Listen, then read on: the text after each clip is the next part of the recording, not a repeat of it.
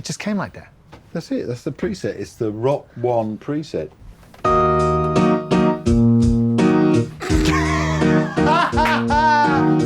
But it gets even more.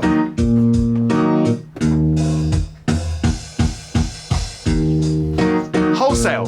That's it. Wholesale. That's the whole Wholesale. song.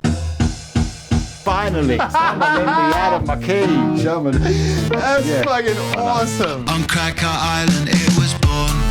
It is awesome. Ideas. Funny. Doesn't really matter who has them first as long as you do the most with them, and no one does more with an idea than Damon Albarn. His whole career is absolutely full of them. So how do we put it into one film? We did our very best in West London, where it all began. Westway, W12. I don't feel like there's any of this without the Westway. No, and I mean, it's changed so much since I actually had this place. I mean, but when I first got it, there was really just the Westway there, and you had these amazing sunsets over Ealing and Acton. So this is Studio 13. Let's just to make this official. This is, I'm sure I've asked you this before, but what's the 13, the relevance of 13? I know it was the Blur album, and it seems to be... No, my first ever studio was Unit 13 in Bus Space, which is just a little further towards Harrow Road. That's where I did the first Gorillaz album and a little bit of the second one. Yeah. But that, it got to the point where you couldn't move because there was so much equipment, so I had to get a bigger building. And obviously, once you get a bigger building, then you've got to fill it, so... Yeah, and then you've got to extend it, and then you've got to... extend it and just keep going. By the way, one thing we should really acknowledge here, which is what probably the most simple and beautiful ergonomic piece of art in this building, is this bike. Bicycle, yeah, it's a nice one, that. But weirdly, it's a British-made bike, but I bought it in France when I was paid import. Doing the fold-bolly. That's the most rock star thing you've ever done, is buy a British-made bike in France. Well, I've done it in Holland as well. But I mean, the good thing about putting it inside a building is it doesn't get nicked. But I've lost, in the last 30 years, I think I've probably lost about 50 bikes from being stolen around here. So, but regularly I've seen my bikes like being around here. And there was one where I got given like a limited edition chopper from Raleigh when they reintroduced them, and that got stolen really quickly. And I saw this kid on it, and I was just like, I can't bother to run out to this side. But that is definitely my bike. You can't knock the hustle. You cannot hustle. So the storage thing is an essential part of any studio experience, and it's more than just efficiency. It's also, for you, I'd imagine, a really important part of like finding something when you're inspired. Like, remember that pedal? Yeah. I mean that immediately. I mean, yeah, this is one of my most beloved instruments. This is a Sanufo horn from West Africa, and I use that basically as the centerpiece of an opera I did year before last in Paris at the Châtelet called the Vol de Bolle. And this was the instrument I played most of it.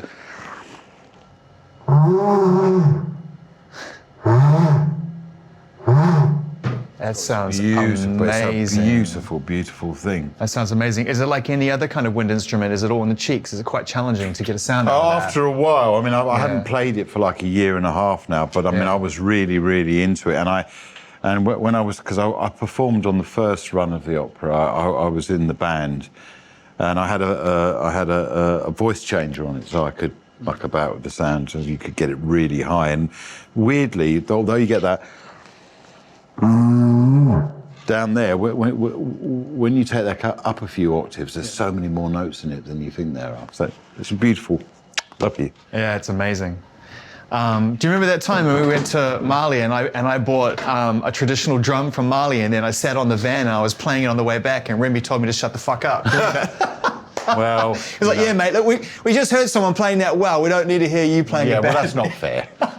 That's not fair. Everyone's entitled to play instruments.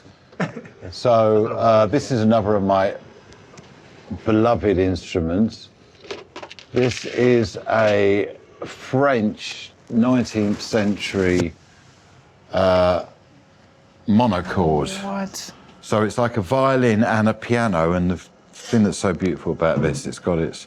So this would have been been used by travelling musicians, maybe, you know, in a circus or whatever. But yeah, it's It's actually a keyboard and a violin. You use a bow. One hand for the bow, and then you adjust the notes with that.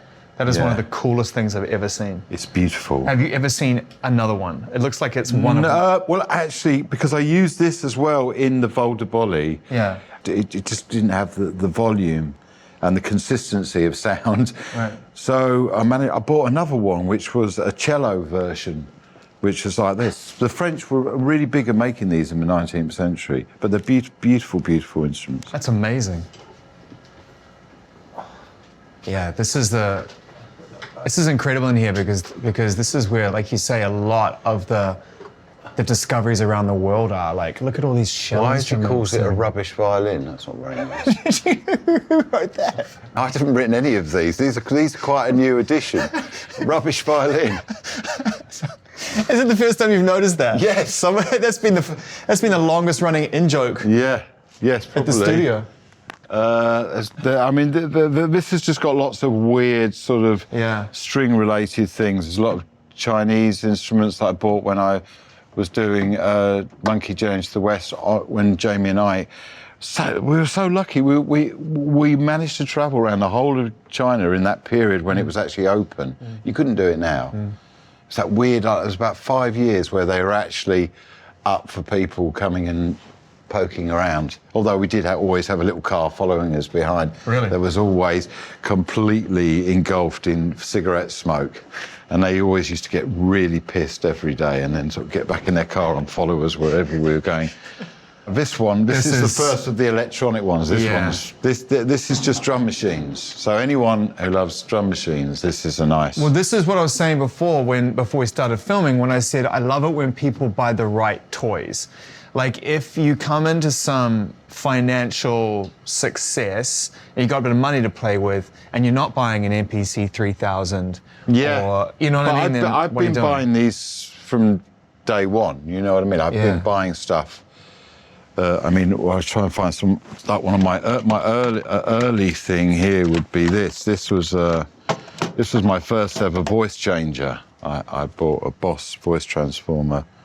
I used that a lot back. That goes back to Blur days. I used to. So is that on EMI? Yeah. That's the sound that you use for the vocal change on EMI. Exactly. That is crazy. I always wondered how you got that effect. Yeah, no, that's that. That is crazy. Just going like that with it. So that yeah.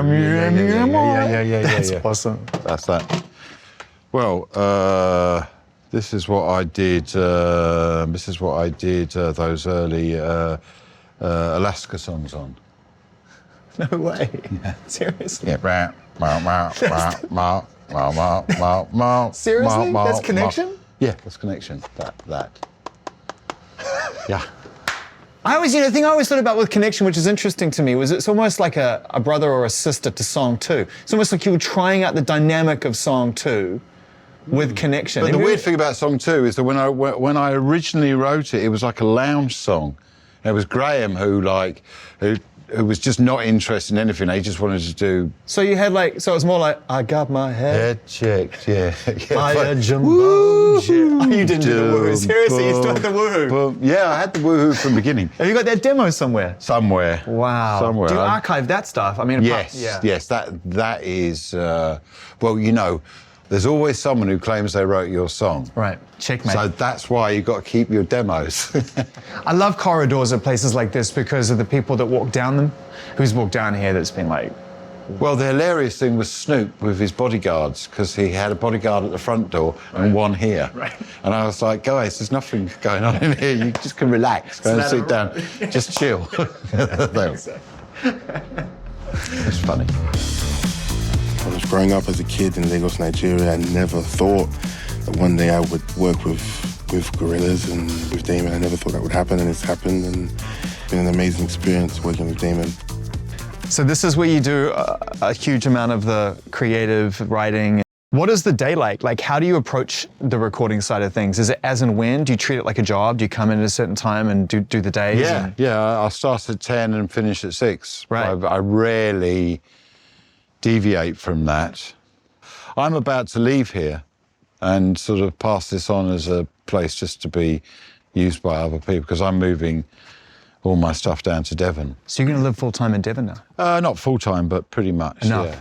enough to warrant a move. But I've got a rehearsal. I've got a barn that I've converted into a rehearsal space as well, so I can not only record but I can rehearse down there. I love that.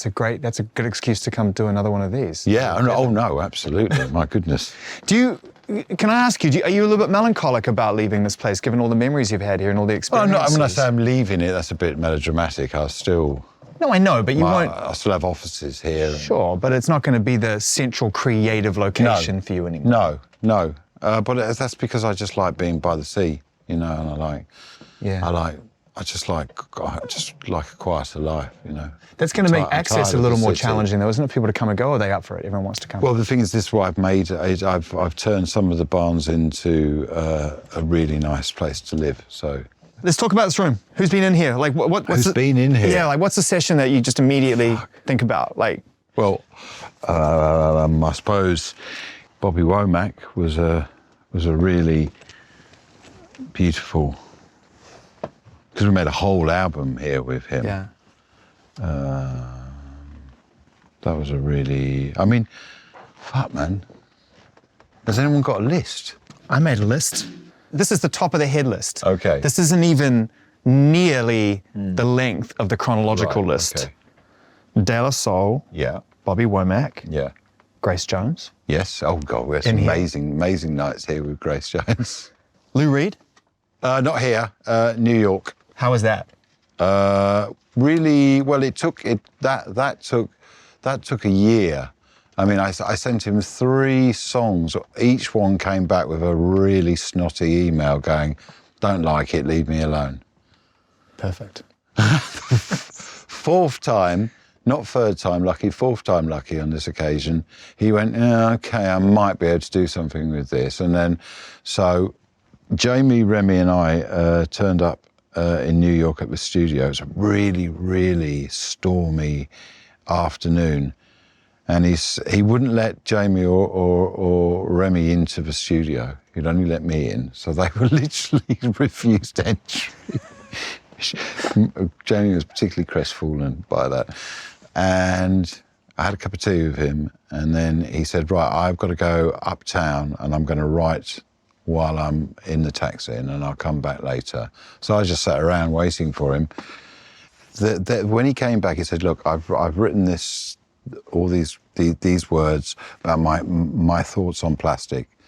I'm just going to sing it, and I'm not going to adhere to your verse chorus. I'm just going to sing it as it comes out, and then that's it. And then I'm done." Done.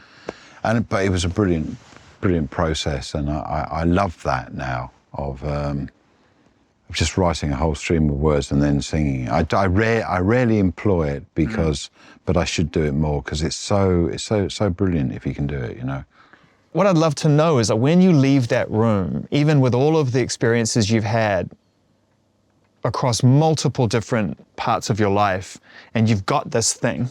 Yeah. It's probably not physically, but it's recorded, it's done. Yeah, it's. Are you not just like, is that not a feeling that you just can't get anywhere else, knowing that you've captured something that's forever with someone that you admire? Yeah, it's amazing. It's wonderful, and it's the relief of actually getting something, because the sort of the more iconic the artist, the more tragic it is if you don't get anything. And I won't use something if it's truly awful, just because it's somebody. And that happens quite a lot. People do collaborations, but they just do it because they can't separate the person from the actual outcome sometimes. And I think... I can't imagine what you're sitting on in here that hasn't been heard. Not because it's awful, but just because... There's a lot of Erykah Badu stuff. She wasn't awful. We just, in this room... Thundercat reminded me, he said, no, when I met him, he said, "No, you've met me before. I came with her to your studio." He was there? Yeah, he was there. This is when you were tanked. Really tanked. Singing here with Erykah, having a fantastic time, but at the time? Yeah, but I'm so out of tune. And you don't even remember seeing Thundercat in the room? Not really, no. Yeah, but she was really late, and Remy and I just sort of passed the time in the interim. She was supposed to get there at like 7 or something and didn't get there till 1 a.m, you know. So we just... That was in the same conversation we told that hilarious story about your nephew getting so drunk that he doesn't remember jamming with... Yeah, with Paul McCartney. Yeah. He was only 15 at the time. He shouldn't have been drinking.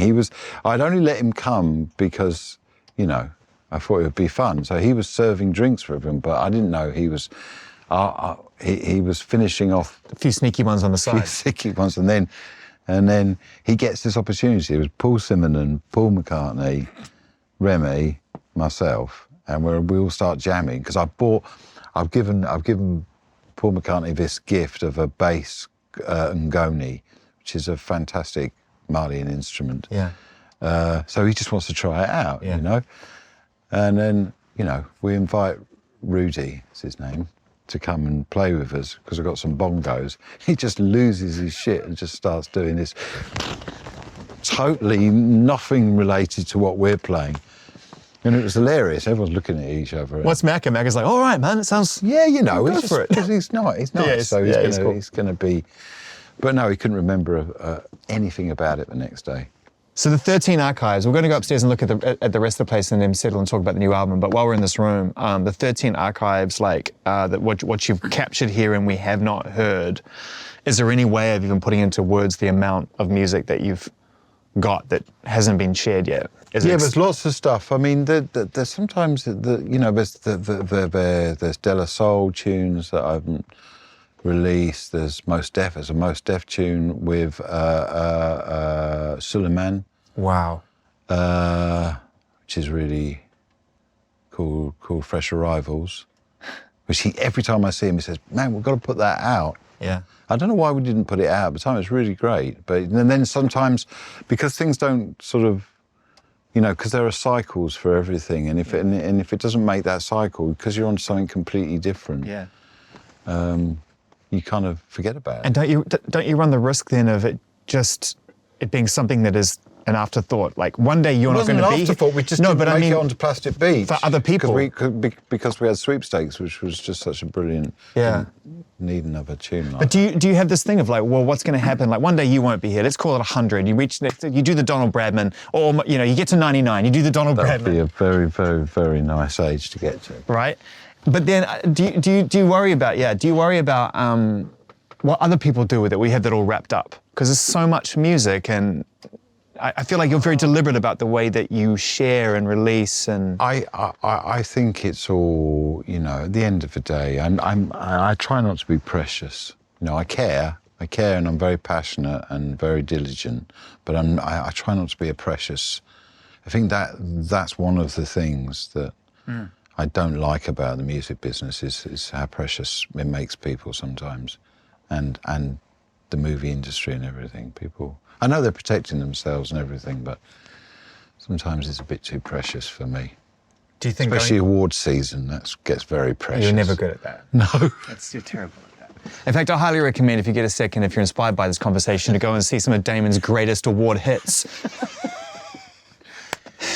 Yeah, normally just waiting around too long, getting really bored, and then getting drunk. Normally, is being the main. You were so young though. You and your friends, when you would go to the Brits and stuff, and it was just a mad time. And you would go up on that stage, and it's almost like you had to be professionally wasted. Yeah, you did. You were professionally, and I remember at the Brits when it came to the fourth award, and I just felt it was so inappropriate that we were winning everything. I did, because it's the first time I'd ever been to anything like that. Yeah. I didn't understand that that's how it goes. Yeah. You know, if you're flavour of the month, you win everything. You know.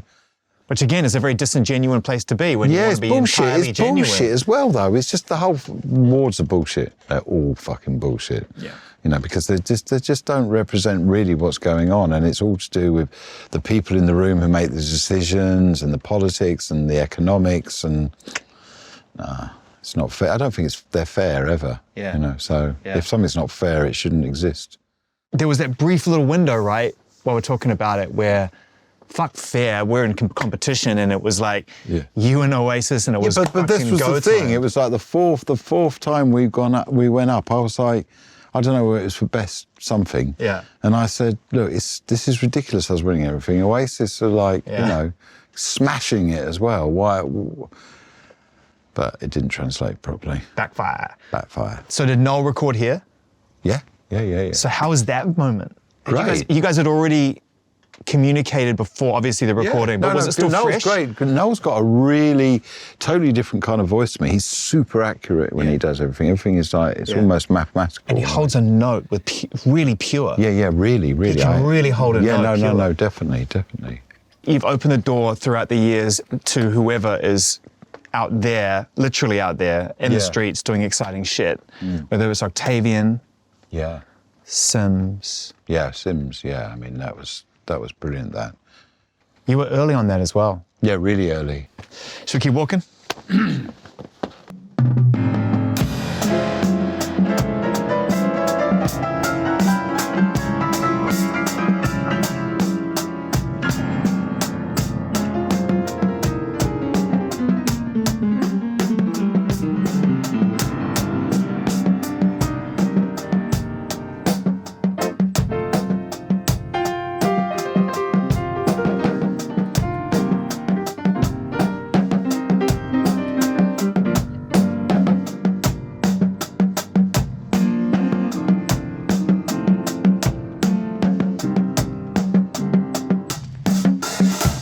Can we just talk about this piano for a second? Because we've talked all about the other stuff, but the piano is probably the most important. This piano is particularly dear to me because this is the one where I used to play with Bobby Womack all the time. Wow.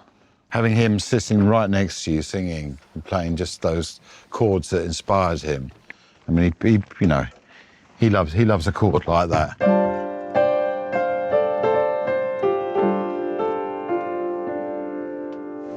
Then you just get this voice of an angel to open up. Can I ask you a really basic human question beyond, try to sort of separate yourself from the artist where the instinct kicks in and just try to explain how you get past what others would experience, which certainly me, a sense of self-conscious fear, having someone like Bobby there and wondering whether or not those chords are going to come to you, whether you're going to actually rise to the occasion and get him excited and get him to feel something. Can you even do that, or is it just beyond thought now? Yeah, I mean, I don't really play the piano. I don't think about playing the piano. I just I literally don't even know where I'm going sometimes. My hands just do it. So I just feel it. I just hear where it should go, really. That's kind of how I do it. When you get picked out of a selection of great people, then it's like you got that calling. So it's like you got to answer the calling in an appropriate way when you're dealing with greats. We talk about this photo. We've spoken about Bobby a lot. This Bobby. Obviously. I mean, it's different down there now because all of that is now those covers are all stuff in him. But originally that was wow. Yeah, it's Dear Bobby. Yeah. So the one person I've got a photo of them in the studio. Everyone else I haven't got. It's a good one though. Yeah. Now outside, I want to come outside because this is crazy. This is where you see the mural going down the corridor. Yeah. The first time I ever came out here, you brought me out here when the train was going past, and you were like, listen to that, listen to that. Yay! Who's played up here? Oh, most people come here. Oh, there you go. Obviously. No, I don't. I'm table tennis. I'm table tennis. I'm not playing you in that. No, it's too early. It's too early in the season for the table tennis. That is. No, it's not the original. Yes, it is. No, it's not. Yes, it is. It's the one on the side. There are two, but that's the original. That was on the side, not the one out the front of the door. Yeah, but the one on the side. I know the one you're talking about. I know. It's serious. Yeah, serious. Yeah. You salvaged it. I found it in some fucking dodgy. Okay, hold up. This is really important. So there's a lot of people around the world, because this is all, like, we're on Apple now around the world, that don't understand why I'm tripping out about this. Yeah. Can you help people understand how important this theatre was before it got the knocked Story down? of Theatre was like one of the That's some of my favourite shows of all time in that music venues. I saw the Happy Mondays for the first time in there, which changed my life. It was the first time I'd seen something so intense, It was incredible. I saw Rage Against the Machine in there. Yeah, I bet that was amazing. I bit. No, because it's small but big at the same time. It feels big, but it's really small. So Arctic Monkeys do their first London show in there. Yeah, brilliant. Yeah. When they started with the 2 singles, for everyone on the balcony, and then played for the 4. No, it's brilliant. It's brilliant. I mean, one of the last shows we did there was a 5-night thing. But I love this story. It's such a shame it's gone. How did you get the Random. I just saw it somewhere and I said, well, I'm getting that. It was fucked up. I had to, like, get all the, awesome. redo the neon. This place is so amazing, bro. I just love how you've captured all of the history of what you do, but also the stuff that inspired you and where you go. It's crazy. I'm trying to work out who's actually on this bit. That's Martina. Oh, yeah? That's Martina, I think. Yeah. I think that's Martina. Who's underneath it? Oh, that's Terry Hall. That's Terry Hall, yeah. That's Terry Hall, bless him. It's a sad day. Really sad. It's like, Terry's one of those people, it's like, I never thought for a second I wouldn't see him again, you know? Yeah. What a guy. I know.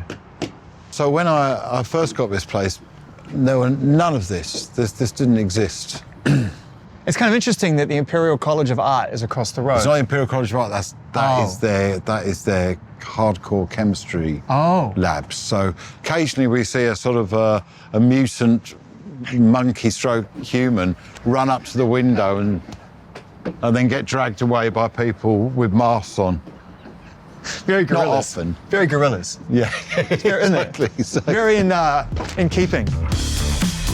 Man, working with Damon was cool. I mean, I know people that know him from Blur, you know what I'm saying? He got fans that like his Gorillaz stuff, and he got fans that like different type of Gorillaz songs. You know what I'm saying? There's some that might like my song, some that like some of the other songs, some with that De La on, you know what I'm saying? Like, he got so much variety.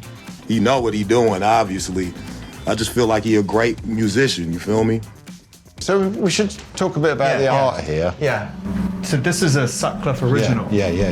From the 1960s in Hamburg. Early 60s in Hamburg. Yeah, you can see, look, it's all the newspapers that he did it on. Wow. Which are all German from that period. That's a good one. I don't know what I won, though. It's giving you an award. Yeah. It's giving you an award. Yeah. These are funny. These were in a Select magazine. Yeah. God, R.I.P. Bit of fan art from Gorillaz fan art from Russia. Yeah, that's great. That's great. Wait, what's that? Well, that was when Murdoch left the band briefly. I don't remember this. Yeah, that was within the law. That was a big thing. He left when we did the Now. He left, and this guy from Powerpuff Girls turned up for a while. This is a Republic of Cuba bank draft signed by Che Guevara. That's Che Guevara's signature. How do you even get your hands on that? How do you even get your hands on that? I mean, that's not something that's normally for sale, D. No, it's not. And this is the sign of the Chateau de Sade, the Marquis de Sade's chateau. I mean, you say you're not a collector, but well, I've just got lots of weird shit. yeah, but This one's a good one as well. That's off the. Our next guests are considered the world's most successful animated band. Their current CD is entitled exactly. Plastic Beach. You know what? I know exactly. That's Letterman, because he used to say their current CD he would refer to as a CD. That's off Letterman. That's off Letterman. Don't think that my heart is a sad affair without you. Individual actions change the world, and we feel, and I think the Gorillaz feel, and certainly I feel, that Oil, this amazing song by the Gorillaz, this song will hopefully maybe change the world a little bit. I loved being a part of it, and I loved being an honorary gorilla, and I can't wait for the world to hear it. So now we're in my studio. Yeah. Where I work. I needed light because I spent 10 years down there. And it's an amazing view that way. I mean, if you stick the camera out that, you can see the Shard, you can see the wheel. It's amazing. Trellick Tower, obviously, which is now illuminated at night, which is really nice. Oh, it is? Yeah. Yeah, it never ceases to sort of delight me, really. So I want to just start this by before we get into this new album, by just putting into context what it is about West London, because you've traveled all over the world. I mean, you're probably the most traveled musician I've ever spent time talking with. I mean, you have been to places that no other musician can say they've been to. And made music. And invested yourself into the place exactly creatively. But you come back here. So what is the prevailing mood or feeling or essence of West London that you think just permeates through what you do? Well, it's been my home. It's where my family are. I mean, I came here full of romantic notions. You know, the few times I'd been prior to moving here, the carnival, I'd always loved that. I'd loved the sort of the melting pot. One of my favourite bands had kind of sort of immortalised it, The Clash. Cracker Island, this album is, I said to you off camera, and it would be churlish not to say it on the record as well, is my favourite Gorillaz album. Okay.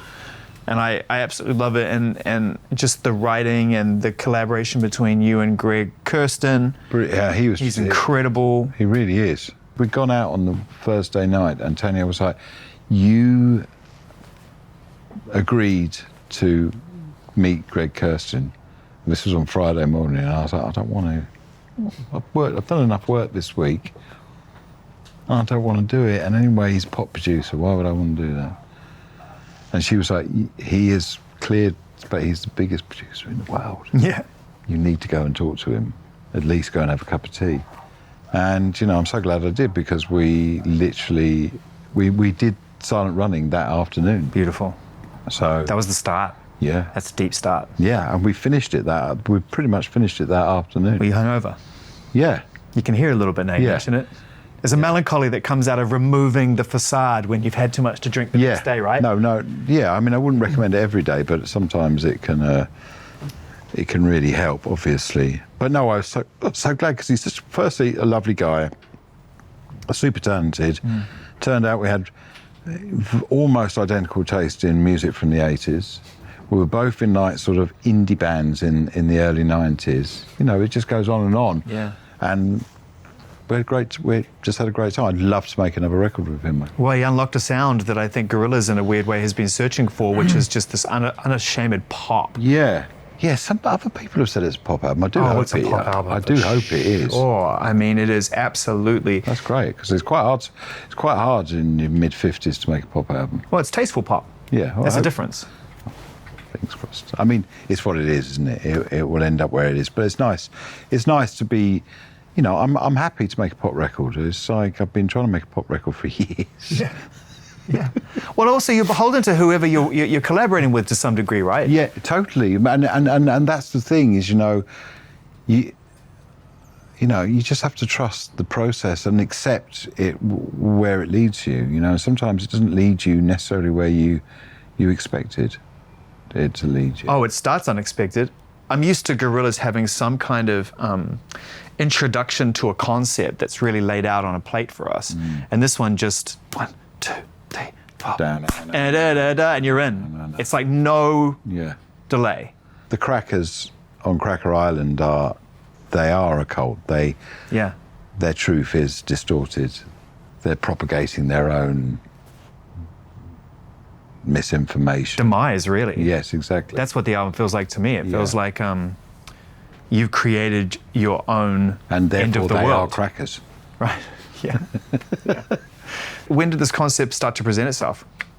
Because there is an overarching feeling to the album that keeps referring back to this idea that you're in charge of your own destiny. Congratulations, you fucked it up. Yeah. Well, we're all in this together. Yeah. That's right. And that's one of the most beautiful songs you've ever written. Yeah, I'm really proud of that song, actually. I really do love Possession that song. Island? Yeah. Amazing. Yeah. And it's great to do it with Mr. Beck. Yeah, but Beck, he mirrors your vocals. That it's hard at times to even know who's who. Every time I've got drunk with Beck, we've had this, we should do some Walker Brothers. Because we've both got baritone voices, you know, it's where the richness in our voices really is. And I'm trying to sort of slowly, well, nature is insisting, but I also like the, you know, getting lower. The depth that comes with age. Yeah, I mean, it's hilarious with Blur, some of the songs, just like fucking. You gave up the woohoo many years ago. I can still do the woohoo. You still do it? I can still do the woohoo. Yeah, of course. But I mean, that's not so bad. But it's just the high some of the stuff. Last time I heard you do it, it was more of a ree. Well, it still might be that. I mean, It was more of a sort of like, we're going to the quad with beers. Ree. I mean, it's different every time, you know, to be honest with you. Did you know each other in the 90s when it was like I thought he Mellow was God he or was whatever? God Yeah, to me. I mean, there wouldn't be Gorillaz without his first 2 albums. amazing. I don't think so. That and Massive Attack and Beck, just what they were doing was really inspired me to try it myself. You know what it was as well? Like someone like Beck and Massive came from a different space because they were obviously coming out of Bristol and they were very focused on kind of that UK feel. But with Beck in America, he was able to move into a space that was kind of quote unquote loosely defined as rap and pull it off because he was uniquely himself. Exactly. No, I mean, he just a huge influence on. I think that was something that when Gorillaz first came out, it was very clear that you were allowed in the room, like when you were working with like Del. To work with Del first is such a touch. I mean, first of all, it's a good start. I mean, I would say he's odds on my favorite rapper of all time. Yeah, he's definitely he's wow. He's a really. I've got a new tune with him actually. Incredible. Captain Chicken, which is an extra track on. Because we did it on the road. He's really good, Captain Chicken. He's like hip hop's Frank Zappa almost to me. He's this is a real Frank Zappa hip hop tune, Captain Chicken. He's so eccentric. Yeah, and I feel like he'd rather play video games than any of it. He's a really lovely guy, and I'm so glad he's going to be at Coachella because he will smash that end of that show. You know. Coachella it was awesome seeing you on the bill. It actually makes a bit of sense given that you touched it last year. Well, yeah, I mean with the Billie Eilish experience. I mean, who called you? Did she call you? Did she reach out? Yeah, and I was just like, fuck it, let's do this. You know? What did she say? Just please come and hang out. Yeah, do a song. So I mean, I really rate her, and I'd love to work with her at some point. You guys haven't recorded yet? No. We went out for lunch last time I was there. They said, so what are you doing for the rest of the afternoon? I said, well, I really fancy making some music. And everyone just looked away. So I was like, okay, I'll walk home then. It's not that kind of lunch. Like a right doofus.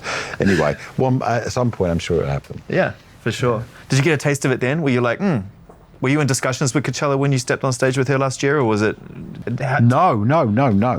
I mean, I think it was Bad Bunny who he said, I don't know. I mean, his rise has just been so. Oh, and he said, I'd like to play with Gorillaz. Yeah, I think so. Amazing. I think so. I'm not entirely sure. It makes total sense. And I really hope that either I get to go on this. I don't know whether but I really like to do our tune together. Oh, you have to. I know, but it's hard for the headliners to go on beforehand. Not for Bunny. No, second weekend maybe. Yeah. That'd be great. What a beautiful song that is. That'll be a real moment. Can we talk about how you recorded that? And because I mean, Bunny is like right now he is the artist. Yes. I mean, I keep saying to people like on paper, mathematically, he may go down in history at least until the next one. Yes, as the most successful artist in the history of music. Yeah. Because he's all independent. Yeah. No. Exactly. It's crazy. I mean, he's got a really tight unit, and they roll very precise. Very precise. Yeah. So, I mean, he's amazing. I love that song because I love that you introduce it in such a beautiful way so that when Bunny comes in, it doesn't feel like a feature. It feels like a true collaboration. Oh, I just get out of the way. I just get out of the way immediately. Yeah. And then I come back in a little bit at the end. Yeah, but that's really generous, though, because you do offer him up. He's got a fabulous voice. Seriously. I mean, when he hits those high notes. He's got a seriously great voice, so, Yeah. It's like, I can't possibly compete with that. So what was it like when you met him and you were getting into the place where the music and everything was going to reveal itself? Like, that's an important moment in any collaboration, is getting to the humanity of it, right? So it doesn't just feel like it's a trade. Well, we did the first tune we did was with him. That over those 2 days was with Alakai. So it was really, truly Jamaican. Oh, we haven't heard that. No, that's another one that's gone into the annals. It's just really, he's quick, man. He's another quick quickie. He's a quickie like me and Greg. You know, gets on with it. Just gets on with it. Knows what he's doing. Can connect immediately to his emotion. See, this is the trick. Is to be able, you know, not be blocked. He's not blocked at all. I mean, about time that the Spanish-speaking almost majority in America are represented. Oh, yeah. So it's going to be a big moment. I'm happy to be there to help celebrate that. The idea of this cult, what's inspired it? What inspired Cracker Island? Cults, well, I mean, social media is just ever spiraling madness of cults, isn't it? Anything that starts is trends is a cult. You know, there's a correlation between this sort of and the thing about cults is that they always end up kind of self-imploding. And I don't know, there's just, and usually cults kind of sort of carry with them alternate ideas to mainstream thought. I mean, which can be a great thing. Which sounds like the internet to me. Can be a great thing too. It can be a great thing. It's where a lot of the change is coming from there. I mean, it gets swept up in the thrash of everything else because it's such a democratized space. There are things you can pull out. Like I watch our kids do it. I watch them navigate the internet. Oh yeah, but I mean, my daughter just gets so annoyed with me when I put a foot wrong and I misread something. You know, so how can you be so simplistic about that? Well, it's not really for us anymore. It really isn't. I accept that. And that's why I don't dabble. Because I don't dabble in the dark arts of the internet. We've had to learn. Yeah. They were born into it. Yeah, totally. Oh, completely. So there's just an innate understanding that we will never truly get. But the way that you captured it on this record and talk about it and the reference points, the song Oils is just... That's mad, right? It's amazing. I'm glad you I like that song. Not only is Stevie on it, but it also feels like, imagine if the internet had just picked up Fleetwood Mac and somehow transported them in their youth to 2023, it would almost sound like that. Don't you think it has an essence of Fleetwood Mac arrangement and the musicality? Yeah, I think that's why it worked. But you know, originally, when I took that into Greg's studio, I said, I really hear Julian Casablancas on it. On that song? Yeah. Interesting. Because you heard it as a slightly edgier, more strokesy 4 on the floor type thing. Yeah. It's not. It's that modern classic American FM soul pop. You know, those drums are so loud and the bass line is just so propulsive. It's just got that voice, feel. I mean, she's just got one of those voices. As soon as you hear it, it's like, I know who that is. Yeah. She said she wanted a character. She said to me, I want my character. Yeah, no, I mean... And like, she did it, and then she went, no, I haven't quite got that Stevie Nicks thing on it. So she went and added some really high harmonies on that bit. In the madness come, and it's just like, it hits that peak, which all her great sort of Fleetwood Mac When the two of you come together in that moment, it's emotional. Yeah. I just got to get her to perform it, but she won't come and do Coachella, sadly. Why do you keep calling it Coachella? It's not like fucking in the middle of... It's not... Oh, sorry, what do you call it then? Coachella. Coachella. Coachella, yeah. No, Coachella. Coachella, mate. It sounds like a farming equivalent. Fucking from London, isn't it? It sounds like a fucking agriculture festival. Coachella. Going to Coachella. That's not a bad idea. Sorry. Has Jamie drawn her? She wants her character. I know, but Jamie's really bad at this. This is the reason why a lot of people get involved with us, is because they want to be animated. I know. He's a fucking night. That's the only thing about Coachella last year, was that I was standing next to someone who turned to me and said, how the fuck is Billy not a character on the screen right now? It's true. Not to put pressure on Jamie or anything, but no. Well, this is Jamie's. You can't tell Jamie what to do. Right. I mean, fair enough. He drew Elton John. That's as near as I've. In recent times, that's as close as I've got to Elton John. Yeah, he had to. He's done Bad Bunny as well, but it hasn't. He has done a version of Bad Bunny, which is really great. But I mean, no one's seen it. I got shown it one night, and then done. He's quite the artist. So he likes the separation now. He likes being there and being able to do his art while you do the music and having that space so he can just be left alone to do his thing. Oh, Jamie has to be left alone when he's doing his thing. Yeah. And usually you get a fait accompli. There's no like, well, maybe could you just change that? There's like, back in his pocket. Whereas I'm like, for example, Possession Island had a middle eight. Right. Which went quite sort of, it became sort of, it just went in a different way. And he said, you can't have that. And it sounds too much like Good, the Bad and the Queen. Who said that? Jamie. So I took it out of the song. I deconstructed the song for him. Right. But I don't get such privileges with his work. There's something written on the piano downstairs in the live room. I love melancholy. Yeah, you do. And it's something that I realize now as a fan of your music over decades and listening to so much of it throughout my life, that is a common thread, is that you find, God, this is probably the most pretentious description, so I apologize, but you find like it's almost like a romance in melancholy. Like it's like sometimes I need it. It's just like, for me, I can sing melodies and until I put like just one minor or even a hint at a minor chord, I find I don't feel it myself. I need that to feel music. There was a line that came through on Oils when I was looking out the window that was lost and tangible. Yeah. Beautiful. And then you go into, and I'm going to mess this up, but it's like, that's the place you go when you can't find yourself anymore. Yeah, and the madness. And the madness just comes. Yeah, my line I like in there is the fairy-like companions to the dark maths that catapult us. I like that. I don't know. Something about that. Is there anything tangible to where when these words come to you? Is there anywhere that... Well, no, because the way I write, and it's the way I will always write, I suppose, is because I get so excited when I'm writing a song, because melody and word come at the same time for me. And if the chords are like, propelling me forward, I get so excited, I just sing, and it's weird. I mean, it rarely comes out fully formed, but there's so many interesting things that are sort of half. And someone who actually really encouraged me to do that was Danger Mouse, because when we were doing Demon Days, I mean, the first two Gorillaz records, I didn't write anything, I just sort of emoted on. But he sat down, bless him, and he wrote what he thought I was saying down. So, and it made sense in a weird way.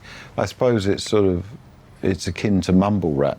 There's a certain type of rap artist that speaks to me and my generation of rap fans, my age group wise, that constantly sort of gets an invitation to a Gorillaz record, and hearing Booty Brown on the album to me was like a real nod, because being a Far Side fan, and it was a timeless album. I think it's a brilliant resurgence of, I mean, in fact, I'm just a bit ashamed that I haven't used him more. Because he's always come on the tours. He's such a lovely person. He really is. Yeah. Gorgeous. Yeah. Really lovely.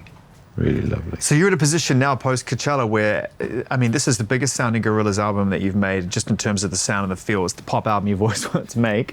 I think you're at a stadium level. Well, I mean, that's the plan in the autumn. So we'll see how that goes. Fuck. Which would be nice. It would be nice to have two stadium bands.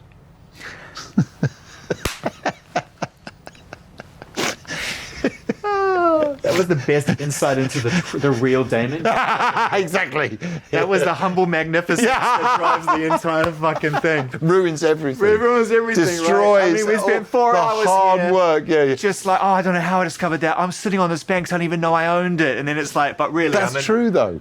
I genuinely didn't know that. I'd completely forgotten he'd given it to me. Yeah. And I didn't even. It was just purely because we had to reinsure the whole thing. That is the symbol. That is the humble West London resident with 2 stadium bands and a fucking Banksy in storage. You're such a weirdo. There's more to me than that, you know. I know. And you put it all in the music. And next time, Devon, huh? Yes, that would be really nice. Thanks for an amazing Gorillaz album, bro. Oh, thank you. Thanks for your generosity today. Thanks for letting us come in here and take part in all this.